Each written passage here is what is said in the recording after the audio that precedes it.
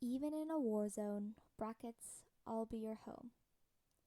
A trans Peter Parker story. Written by O2 Blues. Summary. Uh, I'm a boy, Peter stammers, those three words alone making panic tear through his vocal cords. Okay, but what were you born as?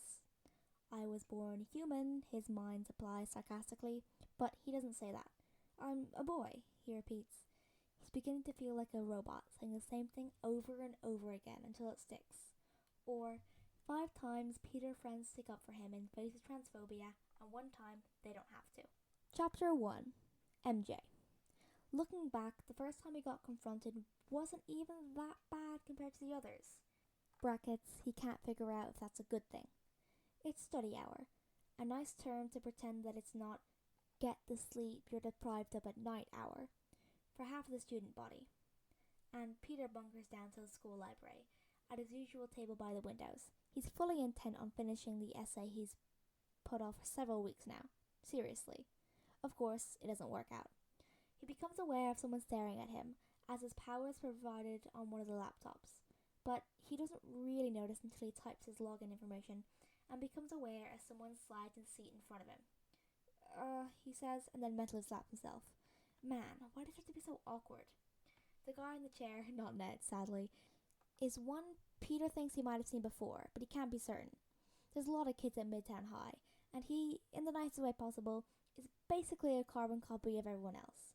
He has intense dark eyes and wavy brown hair, and he studies Peter like he's mysterious, a potentially dangerous specimen in the science class. Peter, right? He nods slowly. Jason, the guy says, snapping a piece of gum in his mouth. He leans back with the confidence of someone who usually gets everything they want, but doesn't even know it. So, my friend over there saw you come in, and we want to know, are you a dude? Peter freezes. Because he said you're like a transgender. Jason continues, oblivious to Peter's internal freakout. But we couldn't decide which way, so which is it? A million thoughts race through his head. What feels like an eternity probably isn't more than a few seconds. I didn't prepare for this. Fuck, why didn't I prepare for this? Wait, did he call me a transgender? Jesus, I want to die. I'm a boy, Peter stammers, all three words alone making panic tear through his vocal cords. Okay, but what were you born as? I was born human, his mind supplies sarcastically, but he doesn't say that. I'm a boy, he repeats. He's beginning to feel like a robot, saying the same thing over and over again until it sticks. Jason sighs, obviously annoyed. You know what I mean. What's in your pants? Peter shifts uncomfortably, trying to ignore the dysphoria that warps itself around his abdomen, tightening like a snake with its prey. His ears burn bright red. He opens his mouth to say something, but a voice behind him gets to it first. Why are you so interested, dude? That's kinda gay if you ask me.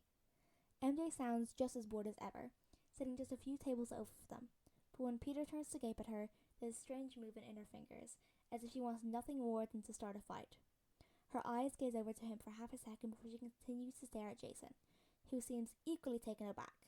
He regains his composure now, and snarls, What did you just say to me? What? MJ says innocently, cocking an eyebrow. I'm just saying.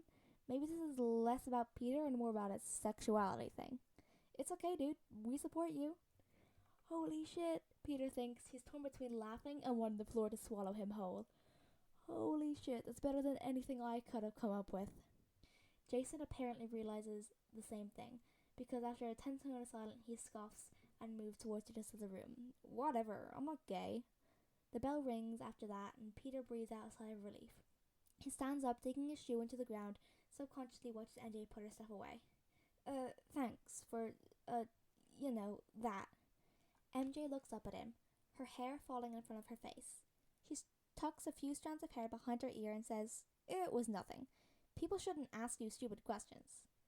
Something about that, something about calling invasive questions what they are, about someone sticking up for him and acting as if he wasn't an inconvenience, makes Peter surprisingly emotional. He clears his throat, scratching the back of his palm with one hand. Still, you made him back off, so thanks? She lightly punches his shoulder. Told you, something to worry. Don't get all sentimental on me.